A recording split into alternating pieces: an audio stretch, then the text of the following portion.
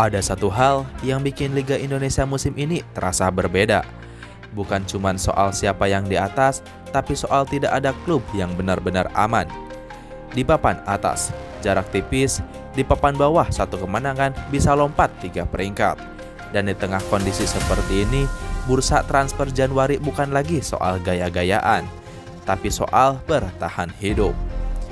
Kalau kita lihat klasemen sementara, Persib Bandung sang juara bertahan, yang musim lalu merombak hampir 90% skuadnya, justru berdiri paling depan sebagai penantang juara. Di sisi lain, Dewa United, tim yang musim lalu tampil rapi, konsisten, dan progresif, justru terdampar di papan bawah. Padahal mereka datang dengan rekrutan yang menggelegar seperti Rafael Struijk, Stefano Lillivali, Fripat Mbarga, dan duo Persib Nick dan Edo Febriansyah. Namun sayangnya, Liga tidak hidup dari nama, Liga hidup dari konsistensi. Dan musim ini, Liga Indonesia seolah bilang satu hal, kalau lengah sedikit saja, kamu akan tenggelam.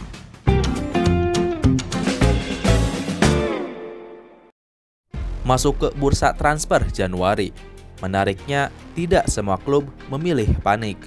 Ada tim-tim yang cukup sadar diri. Mereka tahu masalahnya di mana dan mereka tidak merombak segalanya. PSBS Biak contohnya, tidak ada pemain masuk, ini sinyal jelas. Pelatih percaya dengan struktur tim. Fokus ke perbaikan internal, bukan tambah sulam. Karena dalam liga seketat ini, kepercayaan kadang lebih penting daripada belanja besar. Klub asal timur lainnya, Malut United, juga melakukan hal yang sama. Mereka hanya mendatangkan 3 nama, Rifael Salmon, Lucas Cardoso, dan Rizky Velu. Transfer yang fungsional, bukan headline tapi relevan. Mereka tidak ingin jadi tim yang paling ramai. Mereka ingin tetap kompetitif tanpa mengganggu keseimbangan tim. Satu lagi, klub dari timur yang gak banyak babi bu di bursa transfer. PSM Makassar hanya ada satu nama pemain yang masuk, yaitu Luka Cumik. Nampaknya PSM Makassar lebih memilih merapikan struktur bukan menumpuk pemain. Sama halnya dengan PSM Makassar yang hanya mendatangkan satu pemain. Persita Tangerang dan PSIM Yogyakarta juga melakukan hal yang sama. Satu pemain masuk. Persita datangkan Ramon Bueno dari Persija. Sementara PSIM Yogyakarta datangkan Jopander Aver dari Liga Cina. Ini dia klub paling sibuk di bursa transfer, Persis Solo. Persis Solo mungkin adalah gambaran paling jujur tentang klub yang sedang berjuang untuk keluar dari zona degradasi. Mereka bukan sekedar menambal, tapi mereka mencabut akar. Bayangin, 8 pemain asing baru masuk, dan hampir semua pemain asing lama dilepas. Satu-satunya yang bertahan, So Yamamoto, sang kapten. Tentu ini bukan kebetulan, ini pilihan yang masuk akal agar mereka bisa merangkak naik. 8 pemain asing dan 2 pemain lokal, Alfrianto Niko, Dusan Bicik, Fukasin Pranes, Miroslav Maricic, Yabes Roni, Kadek Raditya, Lukas Dumancic, Clayton, Dimitri Lima, dan Ramon Paparija. Jelas ini perjudian besar. Klub lainnya, Bayangkara FC juga menunjukkan tajinya. Mereka bukan cuma belanja, tapi mereka rebranding skuad. Dengan masuknya Fripat Mbarga, Musa Sidibe, dan Alan Cardoso. Ini bukan transfer asal-asalan, nampaknya Bayangkara ingin terlihat lebih agresif, lebih langsung, dan lebih pragmatis. Bukan lagi tim yang banyak gaya dengan mendatangkan Raja Nainggolan.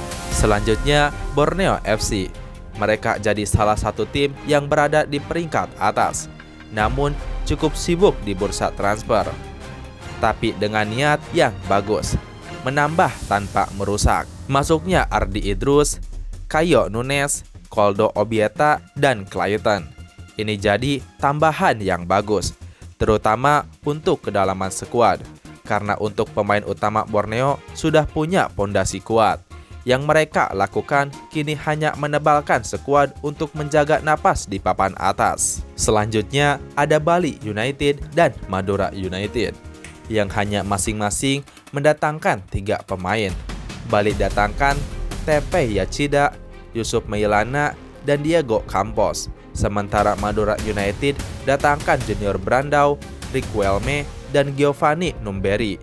Mereka memilih main aman, gak banyak bongkar pasang, hanya masukin pemain-pemain yang diperlukan. Klub selanjutnya Persibaya Surabaya juga masuk kategori paling sibuk, tapi arahnya jelas. Mereka mendatangkan Gustavo Fernandes, Jefferson Silva, Bruno Paraiba, dan Pedro Matos. Ini perbaikan di lini yang selama ini kurang tajam, mampir ke sang rival Arema FC. Mereka melakukan banyak perubahan, masuknya trio Persija, Hansa Muyama, Rio Fahmi, dan Gustavo Franca, menunjukkan arah yang jelas. Kembali ke pemain yang paham liga, karena Arema ingin stabil dulu, baru bicara soal prestasi. Dan kita masuk ke klub paling sibuk di bursa transfer Januari ini, yaitu Semen Padang. Total mereka merekrut 6 pemain asing dan 2 lokal. Nama-nama seperti Guillermo Fernandes, Ashraf Gufron, Jaime Giraldo, Raffi Sauka, Kazaki Nakagawa, Bokari Diarra, Randy Oscario, Maicon Souza, dan Kasim Botan. Mimin sampai capek nyebutinnya. Masuk ke klub ibu kota Persija Jakarta. Persija mungkin bukan klub paling ramai, tapi setiap langkah mereka selalu terasa paling berat. Setelah datangnya Mauro Gilstra, striker muda andalan timnas Indonesia. Hal itu langsung mematik diskusi panjang antar penggemar sepak bola Indonesia. Banyak orang yang nyinyir seurgen itukah Persija sampai harus memulangkan wonderkid yang sedang ditimpa di Eropa. Toh mereka udah punya 3 striker asing, ditambah masuknya pemain timnas lainnya Sen Patinama, membuat Persija seperti jadi samsak para penggemar timnas. Apalagi alasan dibalik perekrutan Sen Patinama hanya untuk kedalaman skuad, karena di posisi bek kiri mereka udah ada Donitri Pamungkas dan pemain lainnya yang baru didatangkan Fajar Faturrahman. Klub lainnya yang berani membawa pemain timnas pulang adalah Dewa United dengan mendatangkan Ivar Jenner.